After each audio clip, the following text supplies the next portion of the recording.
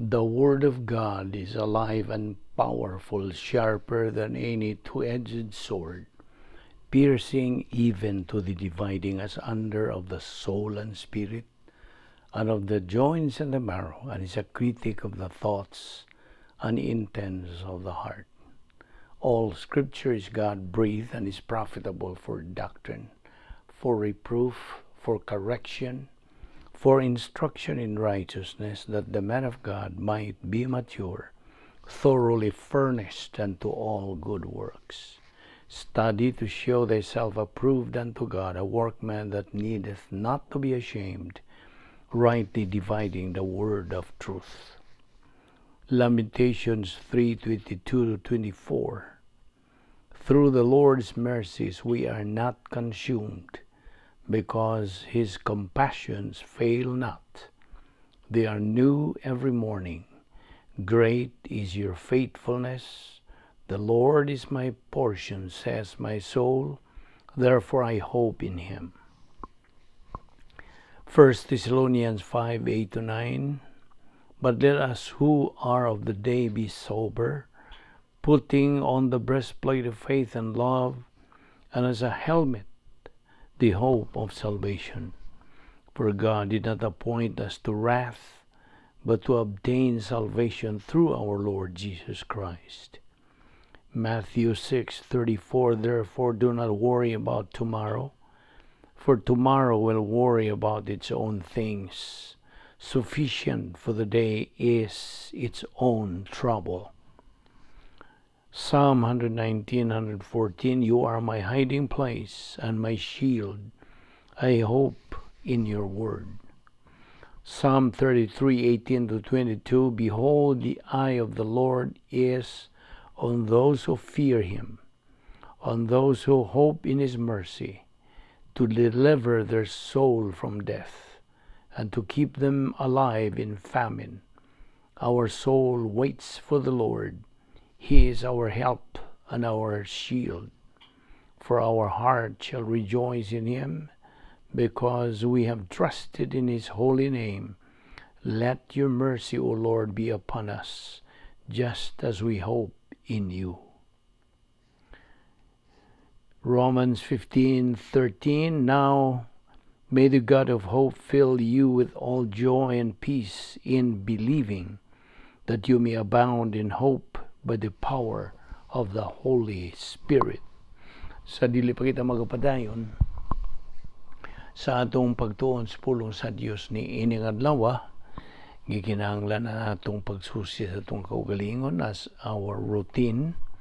Dili kita makasabot sa pulong sa Dios, dili magatudlo ang balang Espiritu Santo kanato sa pinagi sa iyang ministeryo, kung na kita ay mga sala nga gihambin sa atong kalag, kini mahimong babag.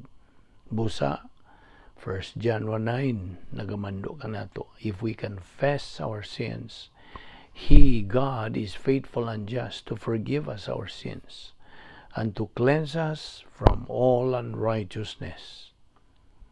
Ikaw, higala, nga wala pa'y Kristo diya sa imong kinabuhi, giagda ka, gidapit ka, sa paggamit niya ng imong kabubuton, sa paghimo sa labing manungdanong desisyon sa imong tibuok kinabuhi. The decision to believe in Christ as Lord and Savior.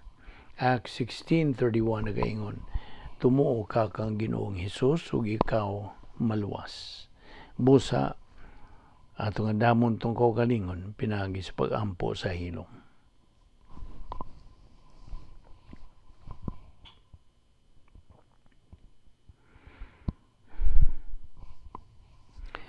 Amahan na mo nga Diyos, nagapasalamat kami kanimo ning lain usab nga adlaw nga imong gigahin kanamo. Salamat o Diyos sa imong pagdala kanamo dinhi magausap pa aron kami makapadayon sa among spiritual momentum. Salamat ni ning among kinabuhi nga imong gilugwayan. Timailhan nga imong plano nagapadayon pa sa paglihok sa among kinabuhi. Salamat nining among Bible study through the YouTube. Ubos sa Balbido Evangelistic Ministry. Kining tanan among ipasalamatan sa ngalan ni Ginoong Hesukristo, among bugtong manluluwas. Amen.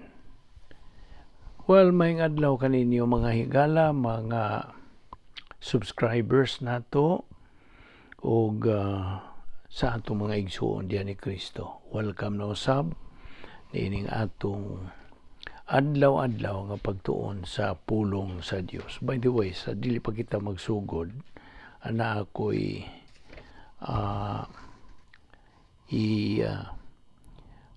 sulti kaninyo nga okay, kini nga atong Bible study through the YouTube, taon-taon na ni mukabat na kinihapit o tulo ka tuig o grasya ra gyud kining tanan nga galihok sa atong panag-uban adlaw-adlaw.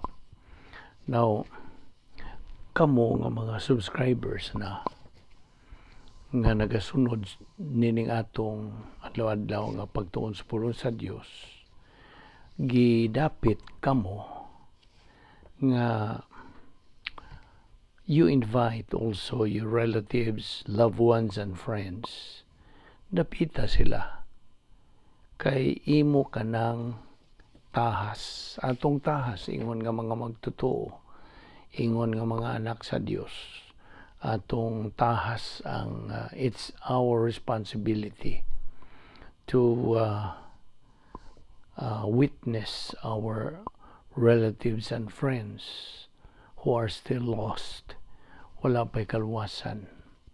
So, dapita ang imong mga higala. Of course, both believers and unbelievers. Labaw na ang mga dili magtotoo. Kaya ato ning responsibility to share the gospel og sa pulong sa Dios.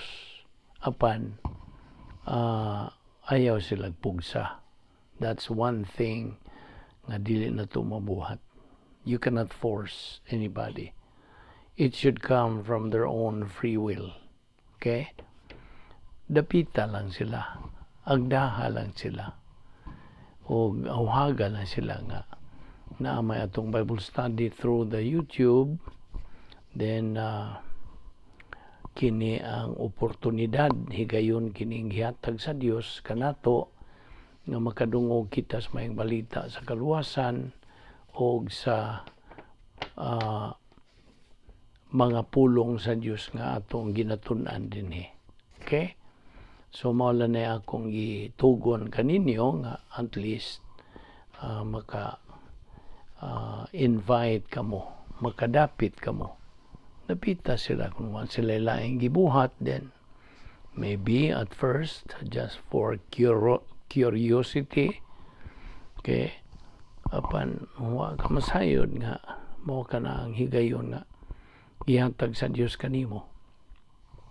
Kay kitang mga magtotoo hatagan magyug higayon an opportunity to witness our friends who are unbelievers, who are still lost sa ilang kahimtang silang kalag.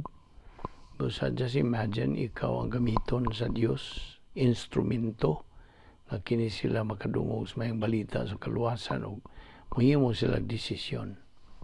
Now, kung dili sila mo dawat, that does not mean ikaw way nahimo o pildi. No, you have done your part. You see, just by inviting them. Kunya, kung dili sila mo sanong, dili sila mo dawat, o dili sila mo kanang uyon nimo nga mutambong din, way pug sanay. Dili na husto o supa ka na sa atong baruganan ingon nga mga Kristohanon. We cannot. Not even God can force them, can touch their volition. Ang ato lang is to give God's stimulus. Pag-agda, pag-awhag kanila. Na nila mudawat ba o dili. Okay? So, klaro? I hope nga naklaro nimo kana. Now, okay, padayon kita sa atong pagtuon. Paghapon kita sa atong itunan nga Vincit Omnia Veritas.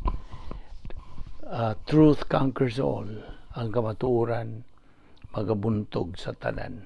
Now, kita nasayon na ingon nga mga Kristohanon nga nadugtong na kita kang Ginoong Kristo hangtod og ang atong kaluwasan na siguro man kay salvation only occurs once. And once you are saved forever. Dili na mag-usab-usab ba. Just once. Kasara yun may tabo ang atong kaluwasan. So sa diha nga mihimo kitag desisyon sa pagdawat, pagtuo kang Ginoong Kristo, ingon nga atong manluluwas din, luwas ka. O paglain na ka gikan sa kalibutan ngadto na sa plano sa Dios, gisud ka na dayon sa plano sa Dios. Okay? So naibaw naman ta nga ang plano sa Dios gibahin kinig tulo, kaluwasan, ikaw nga magtutuo na dinis panahon, o ikatulo, ikaw nga magtutuo didto na sa eternidad uban sa Dios. So di man ina first phase is salvation, second phase is believer in time, and third phase believer in eternity. Now, kita kay niaman sa ikaduhang bahin niining plano sa Dios, believer in time, then atong duputan ang mando sa Dios nga atong sundon ang mando sa Dios diha sa First Peter 3:18, 2 Peter 3:18 nga nagamando kanato, grow in grace and in the knowledge of our Lord and Savior Jesus Christ. So kini atong ibuhat, agi kinig sunod niining maong process. Kay atong gipatubo ang atong kalag. Kay kining atong kalag nanginahanglan og pagkaon. Ang kalanon sa atong kalag mao man ang pulong sa Dios. Ang Mateo 4:4 ug Deuteronomio 8:3 nagakanayon man nga ang tao dili mabuhi pinaagi sa tinapay lamang, kundili pinaagi sa pulong sa Dios nga magagula gikan sa baba sa Dios. So ang kalanon sa atong kalag, therefore, mao ang pulong sa Dios. Kini atong gibuhat, mao ang proseso paagi sa pagpakaon sa atong kalag. O kining kalaga sa iyang pagtubo, muagi siya og tulo ka level: baby believer, unya ikaduha, adolescent believer, ug ang ikatulo nga mao'y kinatumyan, spiritually mature believer. Okay? Now, niining ikaduhang bahin sa plano sa Dios, the second or phase 2 sa plano sa Dios, mao'y ato karong giduputan samtang niya pa kita sa kalibutan o nagasunod kita sa kanang policy, iyang lagda, sumbanan, iyang pahimangno, iyang kabubuton, iyang una-una, iyang plano, iyang tuyo sa Dios kanato. Ato kining duputan. Mo na nga kita sa atong pagtuon sa pulong sa Dios, kinahanglan gyud di na gyud nato makalimtan kining atong gipangtun-an. Mo ni nga atong method of teaching or studying God's Word is inculcation, sinilsilay gyud. Kaya mo man ni atong kinabuhi na. Di man ta ka kinabuhing Kristohanon, di ta makakinabuhi sa kinabuhing Kristohanon kung dili kita makasunod, makasubay nining maong mando sa Dios. So karon atong gipangtun-an ang mga relevant topics like how to please God through our life, unsa Kay di man nato maymaya ang Dios kon dili kita makasunod sa iyang plano.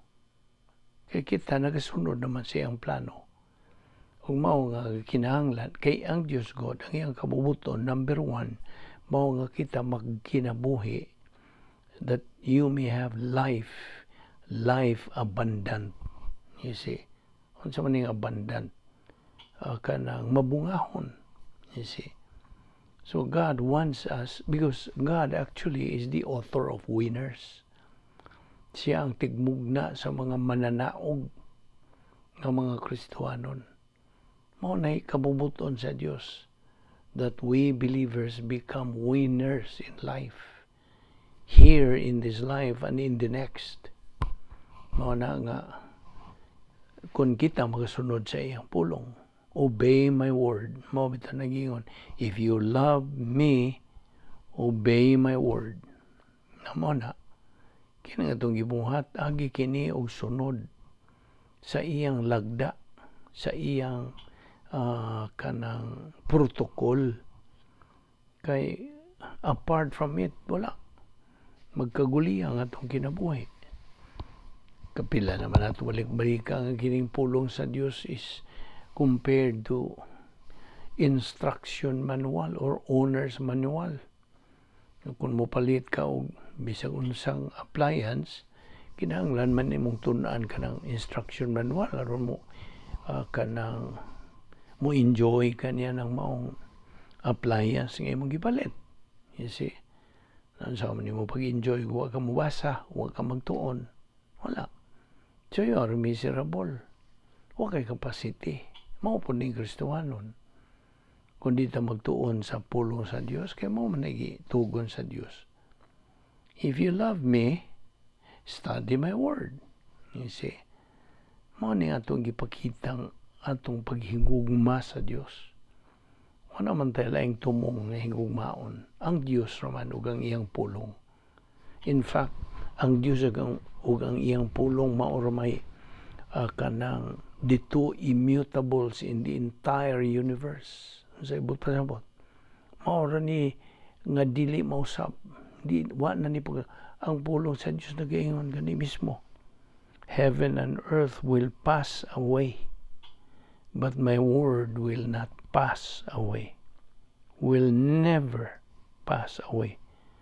Na ikaw nga nagatuon ini, just the same, you will never pass away. You see? Muuban kita sa Dios hangtod sa kangturan. Dala o baon nato ang iyang mga pulong. Mao na. Sa di pa ta mo taliwan ng kalibutan na, di pa ta mo biya. We are expected to bring a lot of Bible doctrine. Dili lang kay Bible doctrine, kundi metabolized. Nagaling na. Gigaling o metabolize sa Espiritu Santo. Kay siya raman ang mo metabolize. Aron ang maong metabolized Bible doctrine mo circulate na diha sa atong stream of consciousness. Mutuyok-tuyok ni libot-libot na diha sa atong panimuot. O mao nga mo na itong gamiton sa paghuna-huna. Kaya ang Diyos, ang iyang declared will, number 1 is that, unsa, nakita mo huna-huna sa iyang gihuna-huna o huna-huna sa Diyos. Huwag makalabaw o makatupong sa huna-huna sa Diyos. Isaiah 55:8 and 9. My thoughts are not your thoughts, neither are my ways your ways, saith the Lord. Na, mao na nga itong gitunan ang labing gamhanan nga Dios ug ang iyang pulong. Nakaron, sa ato ng pagkinabuhi dinhi sa ikaduhang bahin sa plano sa Dios, na may atong maning gitukbil no kagahapon nga dunay atong matagbuan sa kinabuhi nga mga occupational hazard na magyod na may mobalda. Mao na nga kung kita mo pa uyon niya ng pagbaldaha, gumikan sa atong way pagpanumbaling sa unsay mando sa Dios, kay ug panalitan magnegatibo ta, plus nagpatuyang na lang kita sa paglunang sa mga kasalanan, then nahimot ang karnal, o niya mo sangko ka na og pagka-reversionista. You see, ang reversionista, usa ka magtotoo ka na nga kanhi kaniadto mainiton siya sa pagtuon sa pulong sa Dios niya. Dinha may panahon nga diha nigbalda niya mi kanang kan distracted him, then nausob ang iyang pasyon, inay ang pulong sa Dios may pasyon, nausob na, kalibutan na, sa pagpagkasala na, nahimo na siyang reversionista. Mo nagitawag siya nga reversionista. Kini kung pulong nga reversionist, gikan mo na sa root word nga reverse. Kung sabi mong na sayran, bahin og reverse. Kung ikaw kamao mo maniho og sakyanan, na may reverse na ay kanang kanang abante, kanang reverse pag atras. Gusto? Na ato nang gigamit nga terminology nga ning reverse ka, ning atras ka sa imong Kristohanong pagkinabuhi. Kung magpabalda ka, you see, mo na nga napildi ka sa occupational hazard. Kasabot ka. So karon mo ni ang mga punto nga atong dad-o nimo may tungod ini pagka-reversionista. Okay. Naunas tanan. Sa tanang mga panguna-una, to all thought, ang bokabularyo labihan gyud nga gikinahanglan.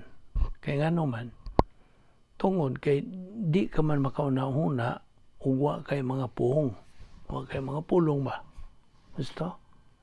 So ang bokabularyo mahimong mabahin kini either sa technical ba o dili technical, apan by definition ang tanang mga categorical subjects technical gini sila. Now, ang bisag unsang matang sa pangitas kinabuhi, ang bot kong ipasabot, ang matag occupation o professional sphere sa kinabuhi, imo bang pangita, mamedisina baka na, mapilosopiya baka na, sa pamalaod ba, engineering ba, o sa musika ba, sa art, sa siyensya, sa militar, kini silang tanan.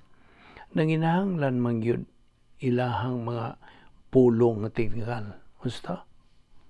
Nanginahanglan technical words. Ang matag invention o mga pagdiskubre, ang matag siyentipiko o kaugmaran nga teknolohikal, nagsugod gyud sa giingon ta nga pinalahi nga kapangakuhan o field. Ug mao kanay nag-aagat sa pagtukod og bag-o nga mga terminology. Okay? Ug ang maura gihapong prinsipyo ang tinuod diha sa kategorikal nga pagtuon sa pulong sa Dios. You see? Imposible ang pagsibog sunahan.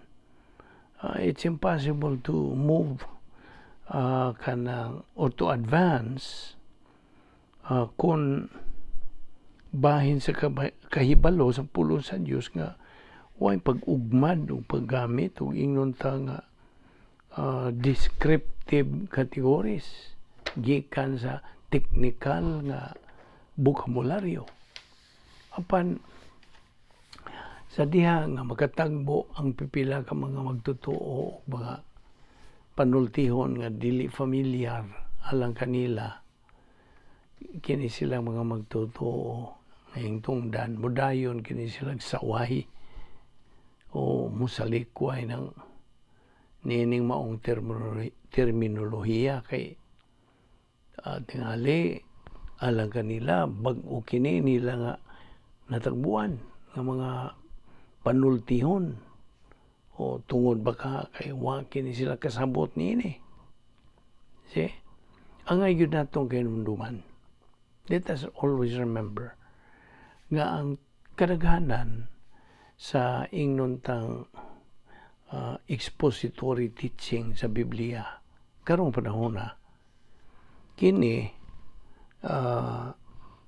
naghulagway sa gitawag og stylized gikan sa pulo nga stylized o limitado nga inunta expression sa giingon nga reform theology nga nahitabo nitong miaging ikanapog 5 o ikanapog 6 nga mga siglo. Okay? Nga malagmit mao pod ang samang di mayong pagtagad nga ilang nasinati. So, o gumikan sa giingon nga philological nga mga kausaban sa sinultihang Ingles, daghan nining maong mga termino sa sukad pa wa na gyud kini kahulugan. They have since become meaningless.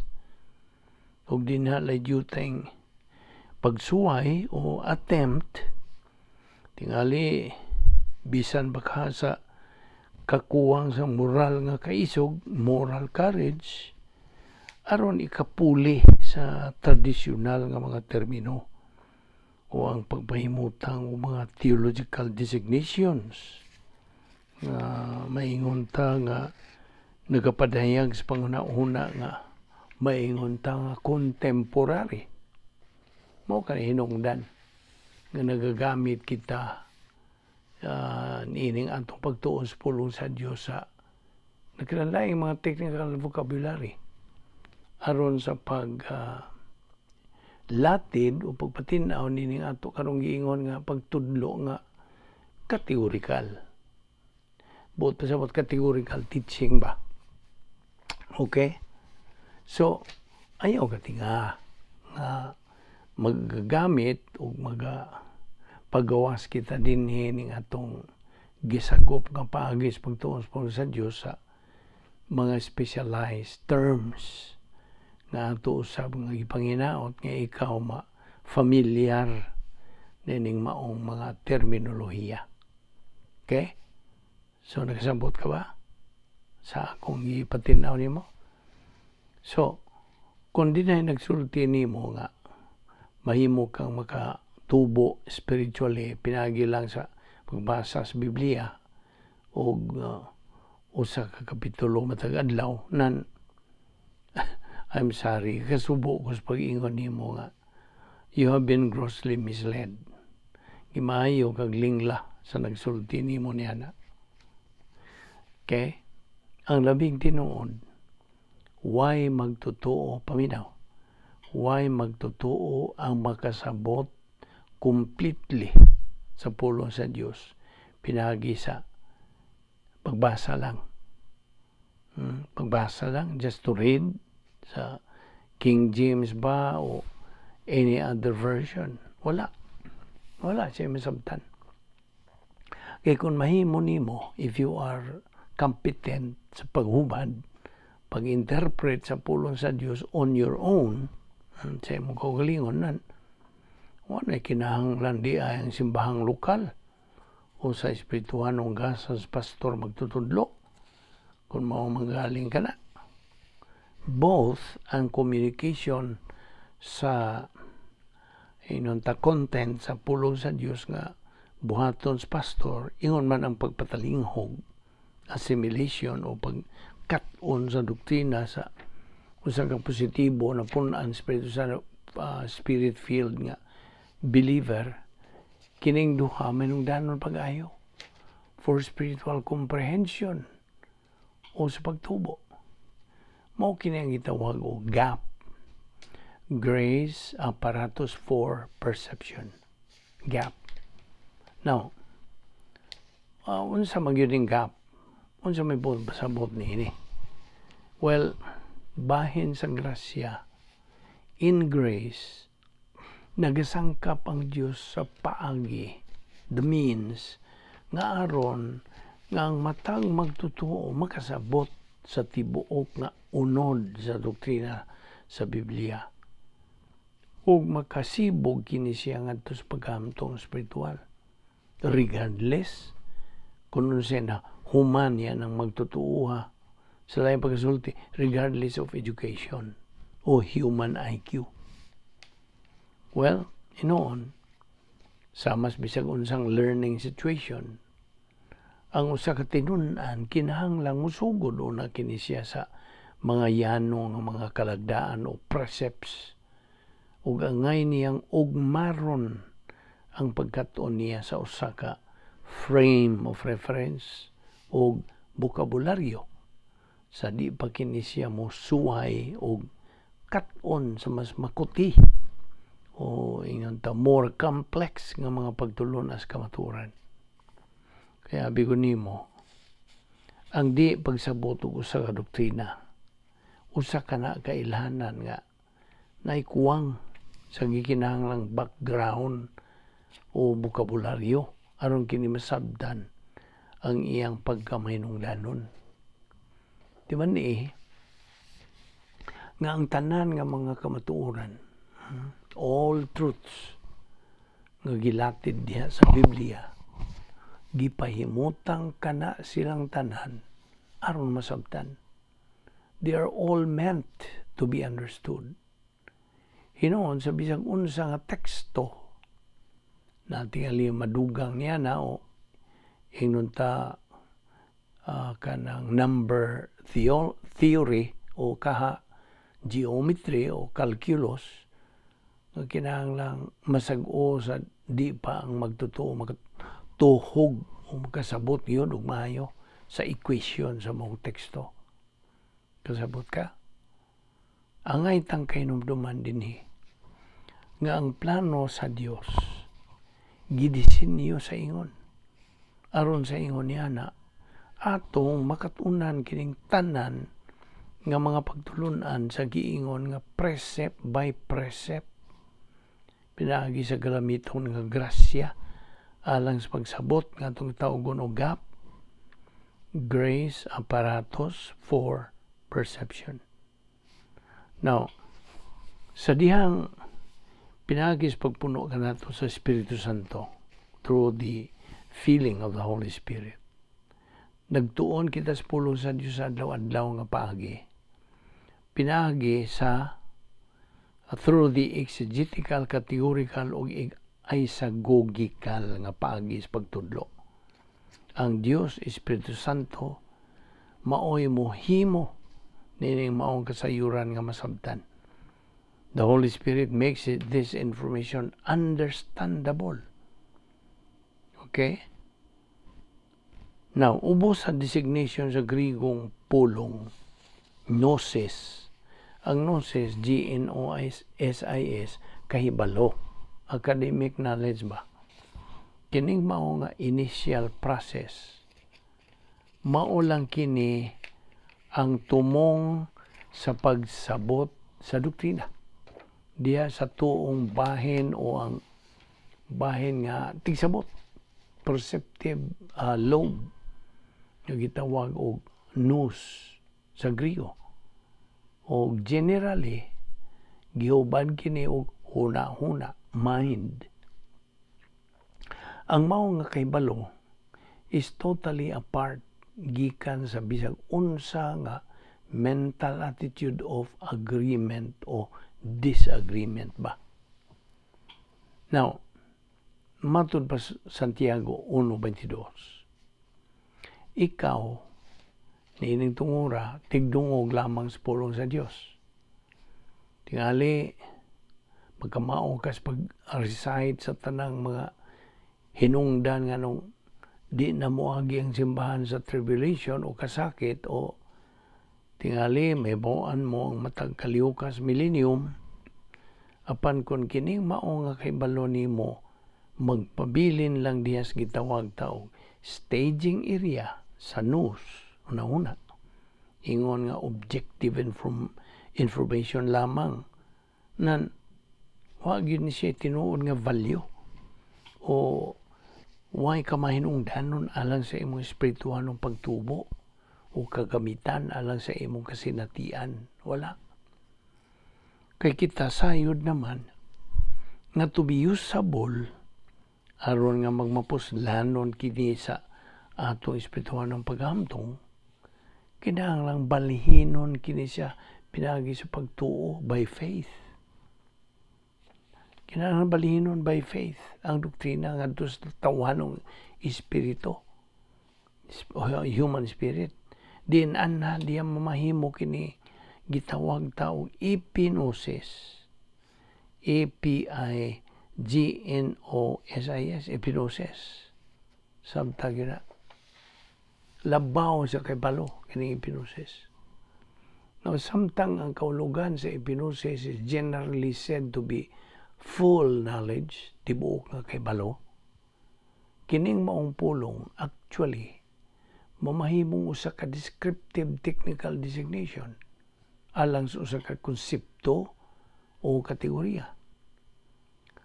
Kining maong pulong nga epinosis kombinasyon sa duha ka Grigong mga pulong epi, over or beyond, labaw pa sa, og gnosis. So, epinosis nga kay balo. So, nagpasabot ni og lampas o labaw pas kay balo. Kini nagpasabot nga doktrina kini nga nasabtan o gituuhan og it has therefore been transferred, gibalhin na kini siya pinagis pagtuo nga to be processed diya sa tawhanong espiritu. 1 Corinthians 2:12. Ug labot pa, ang epinosis mao ang maingon ta nga building material alang sa katukuran sa gitawag og edification complex sa kalag, dakbalay sa kalag. Gikan sa human spirit, ang doktrina gipa libot o cycle ngadto sa tuong bahin, right lobe, aron kini makasud dito sa frame of reference uban sa iyaha nga memory center. Og dinhi paminaw, dinhi musugod ang paggamit sa doktrina. Karon sa diha nga masa sa epinosis doctrine gikan sa frame of reference ngadto sa tanlag, magatigom og anam ang norms and standards. Okay? Ang lain nga ning norms and standards is conscience.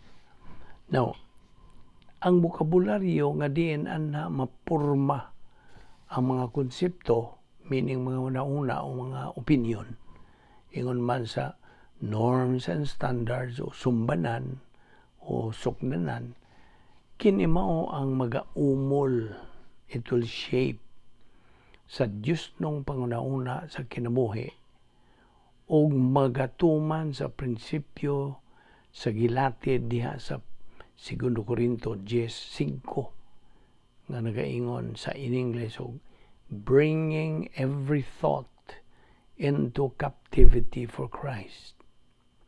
Og dinhi niining bahina imong maangkon ang kaalam, wisdom, ang paggamit sa doktrina ngadto sa kasinatian. So, nanahimo ka na nga tigtuman sa pulong, doer of the word. Mao man ang mando sa Dios kanato. Doer, be a doer of my word, not only hearers, deceiving yourself.